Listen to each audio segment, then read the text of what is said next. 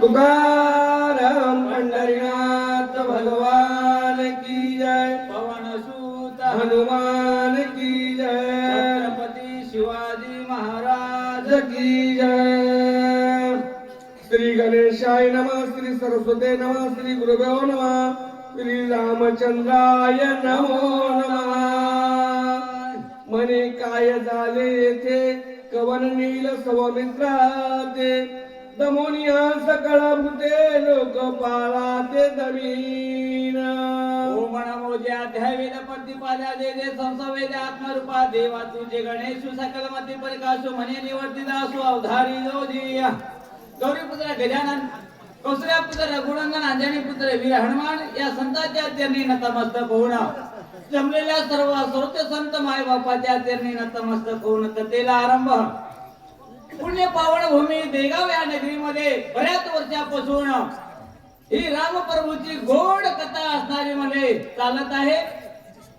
10-15 वर्षाखाली एक वेळ सांगतो बघा, त्यावर आज येण्याची संधी आम्हाला मिळाली. संयोजकांना आम्हाला सेवा दिली त्याबद्दल त्यांचे बी गावकऱ्याचे सर्वांचे आभार. 15 वर्षाखाली आलतो बघा, नांदेड केंद्रावर ऐकलं होतं. तो मोबाईल बी नव्हता माझ्याकडे. नांदेड केंद्रावरतीच गेले ते ना, शक्य आहे म्हणून मोठे कार्यक्रम होते. पण त्यावेळेस आल्याच्या नंतर रात्रभर बसून 6व्या आद्यात फक्त 3 श्लोक दिले. तेव्हापासून राम राम केल्या होत्या.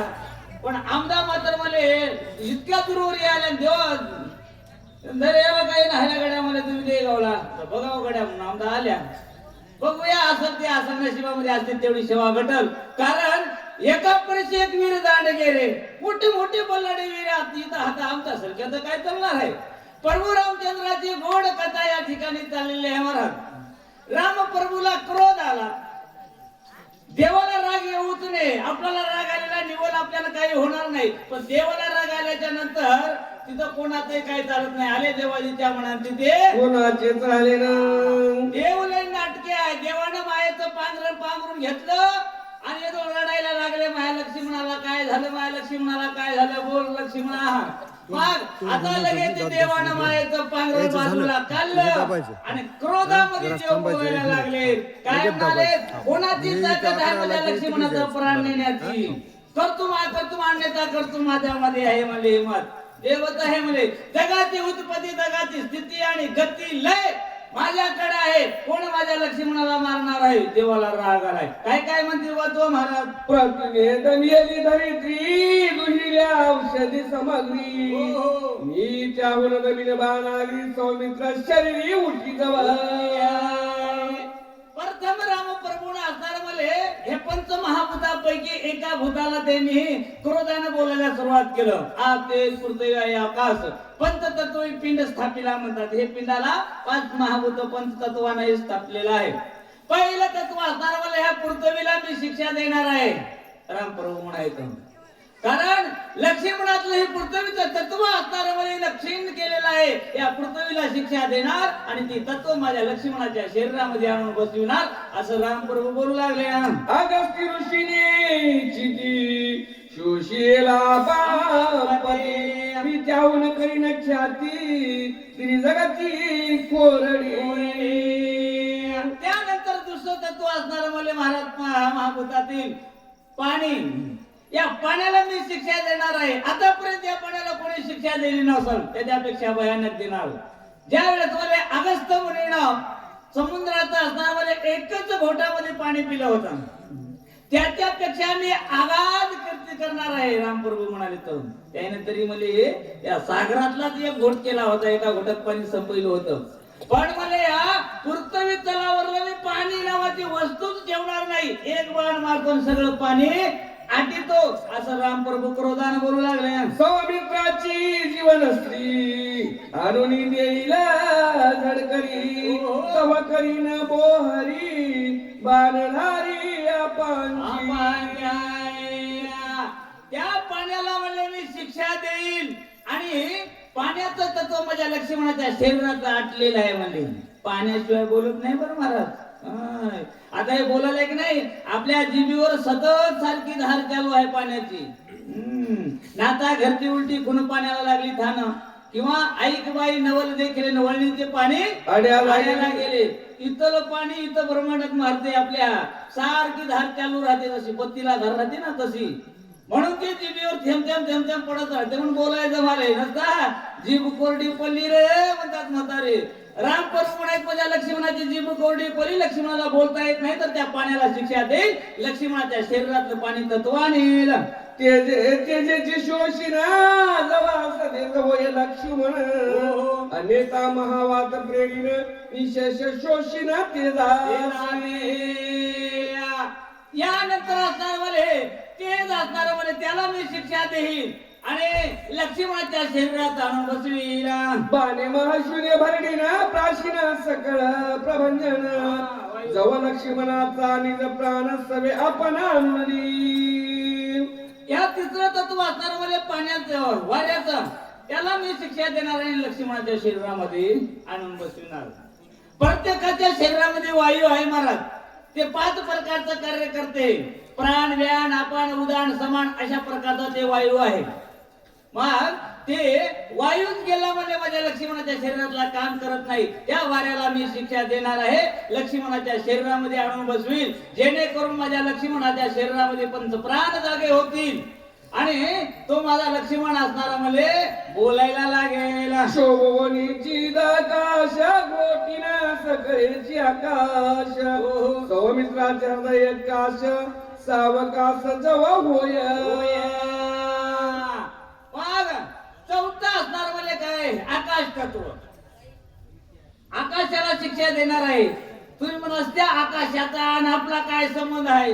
वरी एकच दिसाले, पण ते आकाशाचा अंश 5 नावानं आपल्या शरीरामध्ये आहे.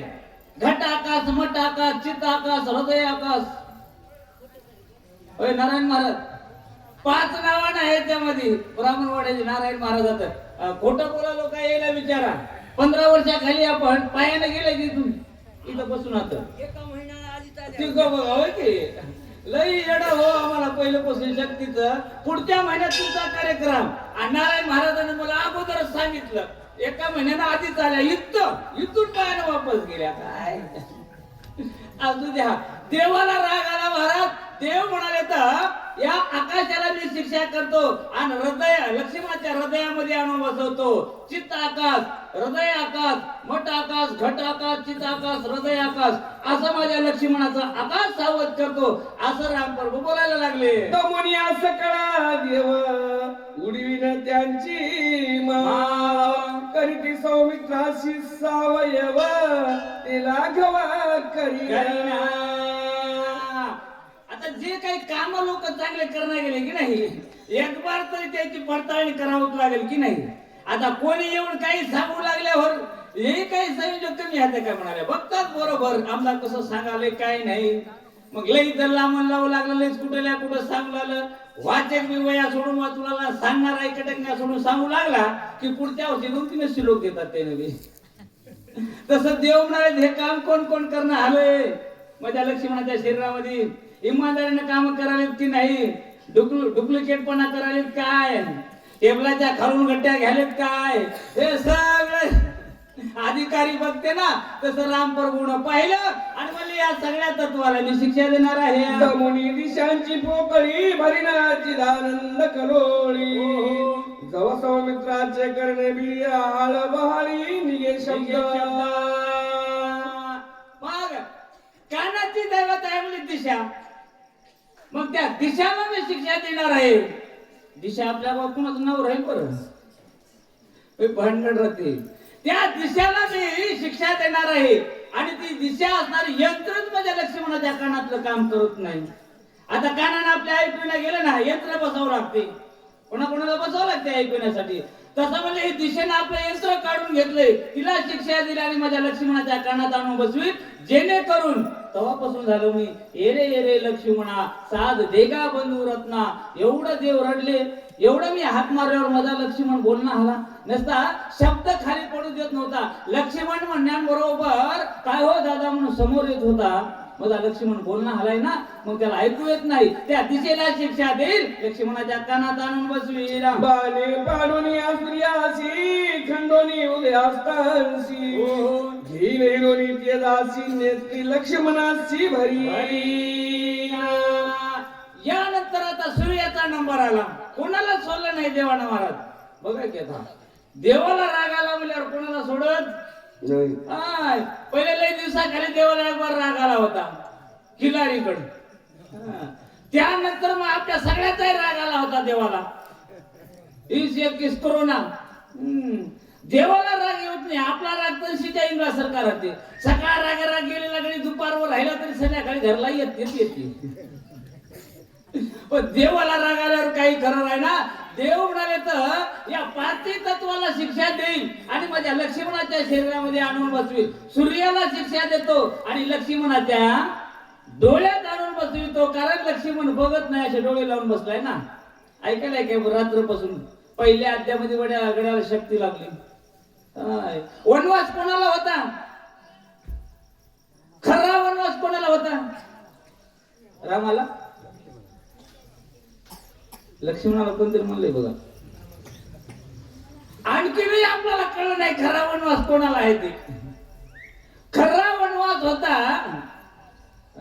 लक्ष्मणासाठी झाले देव. लोक म्हणतात रामाला वनवास होता, रामासाठी लक्ष्मणाला म्हणतात. हे पापाचं वजन कोणाला झालंय? पृथ्वीला. आणि पृथ्वीचं वजन कोणावर होतं? लक्ष्मणावर, शेषावर. त्याचं वजन कमी करायसाठीच देवाला अवताराला यावं लागले. कोणी कोणासाठी येत नाही बाबा. तुम्ही म्हणत असाल तुम्ही नारळासाठी आल्या, तसं नाही महाराज.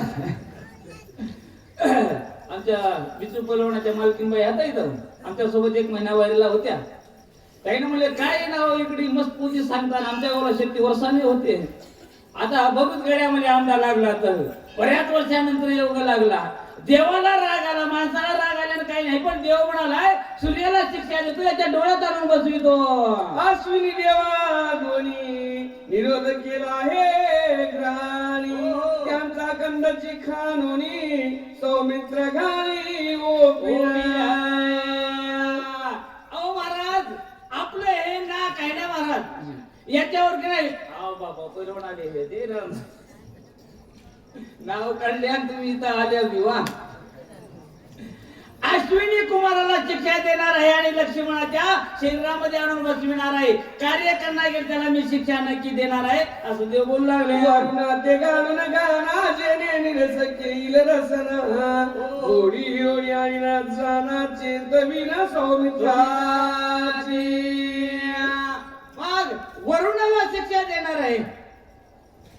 जीबीची दैवत आहे वरुण. आपण लाईट गेले की उग त्या भाल्यानं हालीत बसता दाराला. डिपूला जाऊन बघावं लागते. डिपूला नसली तर डायरेक्ट त्या 33 केवी होई की 34 केवी होई की काय म्हणतात की 33 केवीच होई की त्याला फोन लावावं लागते आमच्या इथे लाईट का नाही म्हणून. आपण तिकडे डोसकं चलत ना इथंच बघता. तसं देव म्हणले ही वरुणाची दिशा जिबीची दिशा दैवता वरुण आहे ना त्याला शिक्षा देतो. लक्ष्मणाच्या जिबीवर आणून बसवतो. कारण जेणेकरून माझ्या लक्ष्मणाच्या जिबीला गोडी येईल. आणि जिबीला गोडी आल्याशिवाय घास गिटकन आलाय रे. बोरा एवढा घास टाकल्यानं जांभा एवढा व्हालाय घोळालाय. वाचक पांडुरंग ओढवणे हे राहतील आणि सूचक हेच राहतील. वाचकाची सेवा करण्यासाठी पांडुरंग ओढवणे हे वाचकाची सेवा करतील. घास घोळालाय रे म्हणतात का. जिबीला गोडी असते की मृत्यू भाकरी गोड लागते महाराज. तसं माझ्या लक्ष्मणाच्या जिबीवरली गोडी हिरवून नेली कोणा त्या वरुणानं. वरुणाला शिक्षा देईल आणि लक्ष्मणाच्या जिबीवर आणून बसतील. जेणेकरून माझ्या लक्ष्मणाला राम नामाची गोडी लागल. जय राम श्रीराम जय जय राम.